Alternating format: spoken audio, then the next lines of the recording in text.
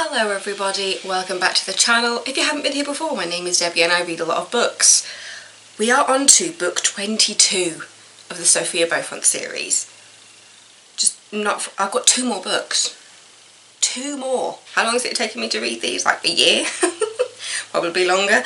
I can't believe I am not that far off the end. Yeah, the more I see the pictures of Lunis on the front of these, the more I think Stephen Fry would be the perfect voice for Lunis. I started to hear his voice in my head when Lunis tells his jokes. So yeah, that is the front cover of book 22. Let's get in and read that blurb to you. Again, Sarah Noffke, Michael Anderle, complete geniuses. When evil rears its giant head, you cut it off. Then you do it again and again, because a dragon rider's job is never done. Especially when you're Sophia Beaufont, and not afraid to face down that which threatens the globe. However, the Dragon Elite must face something unlike any evil they'd known before. It's one of their very own. Can Sophia and Lunis make the Rogue Riders behave before they destroy everything? Yeah, this is how it's all going to end. The Dragon Elite versus the Rogue Riders. There's nothing else that's going to happen here, with only 2 books left.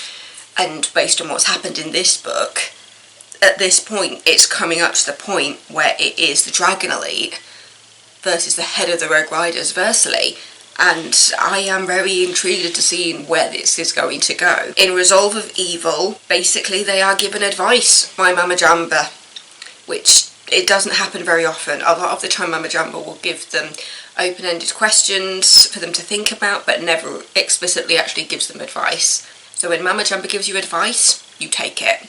And Mama Jamba, Mother Nature, says you're going to have to take out the source of the problem. You're going to have to go to the top.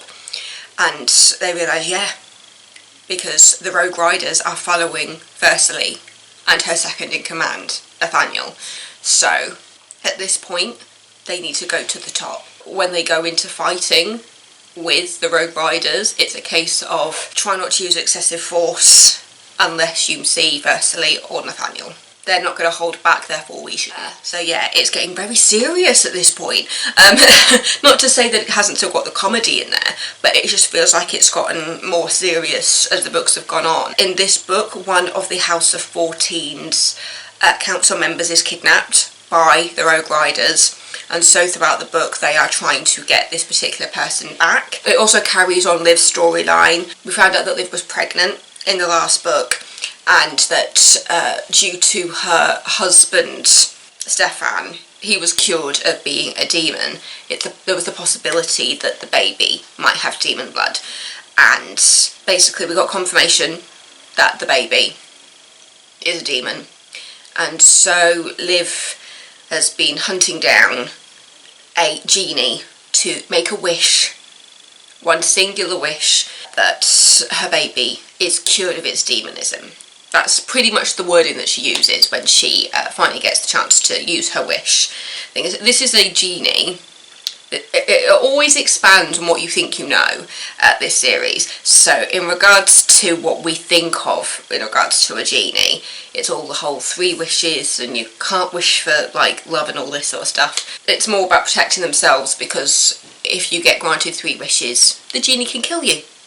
That's basically how the story goes here. Again, you see Liv and Sophia out on a mission by themselves, which is always fun to see. Lunis also pops up as well to help out and tell inappropriate jokes, as always. They're given a map from the King of the Fae, Rudolph, because Rudolph was this genie's last master, but Rudolph can't actually show them where the lamp is, because that puts the King of the Fae at risk of being killed by the genie. So Rudolph gives them a map and says, this is where I dropped the lamp. This is where I dropped the genie, in the middle of the ocean, and you can use my boat, which is called the Serena, named after his wife. They managed to sort out the demon issue, and when Liv gets confirmation that it's worked and that her baby isn't a demon anymore, she goes, oh, thank God my baby is normal. And everyone's going up, not a demon, no, your child will never be normal because of who you are and the family you've come from and your husband's family. Like, this child will never be normal. It's just not a demon. It's like how Sophia isn't normal.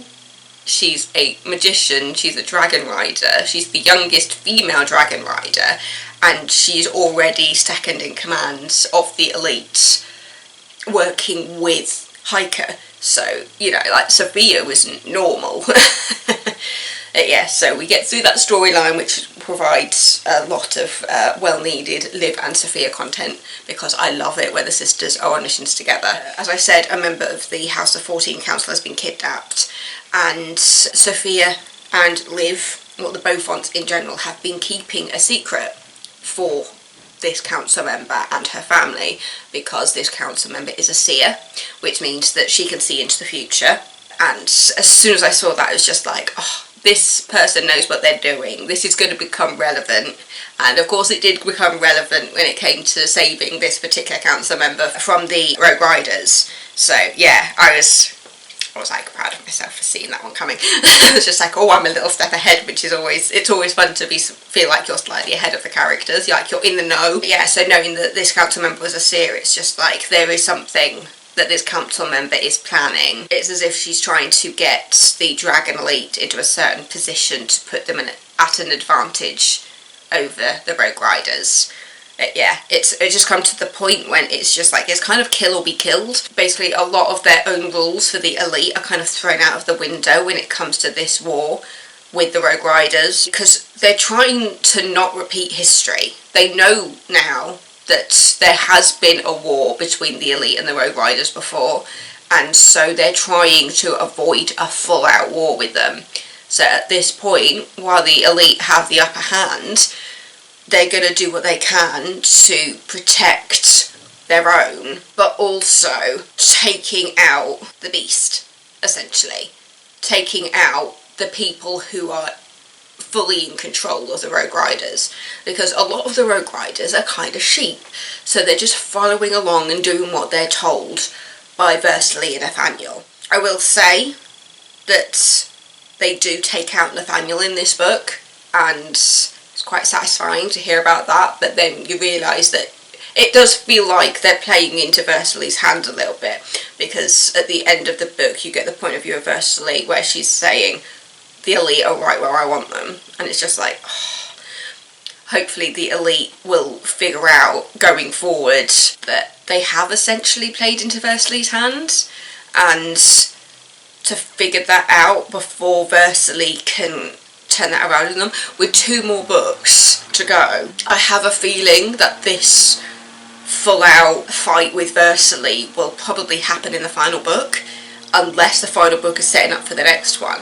It's trying to figure out where they're going to do this and how they're going to do it. It's so interesting, and to be honest, when it comes to like casting this TV series that I've got in my head, I've gotten no further ahead, to be honest, except for the fact, because there was a point when I was just saying, oh, do I imagine Caroline Quentin as Ainsley? But actually what I realised was happening was that I'm actually kind of thinking of Mama Jamba. In my mind, is Mama Jamba Kathy Bates or Caroline Quentin?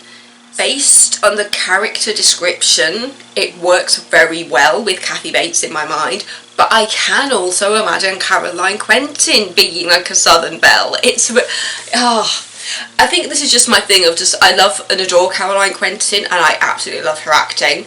I've adored her since I watched Men Behaving Badly when I was a kid. Definitely watching Men Behaving Badly when I shouldn't have been. I think that my mind has been planting Caroline Quentin in as a potential Mama Jamba rather than an Ainsley. When it comes to Ainsley, I am really struggling with trying to figure out who would play her. I need people who have read these books or have watched all the videos and have heard the descriptions of these people to put in potential actors for the TV series I am casting in my mind, the dream cast. Yeah.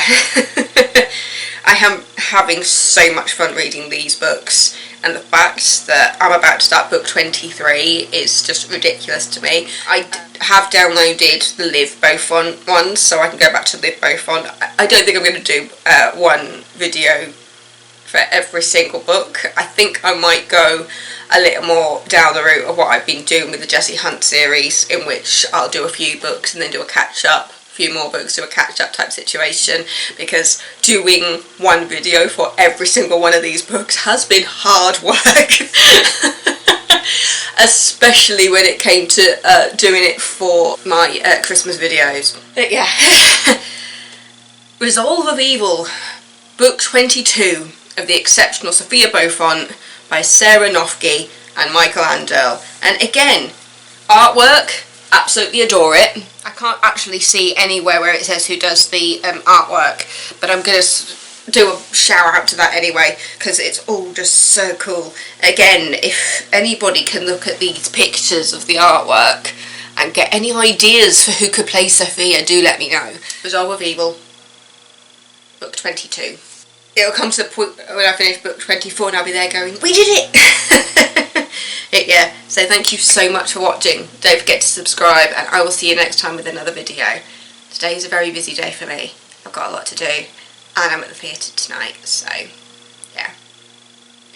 Busy day.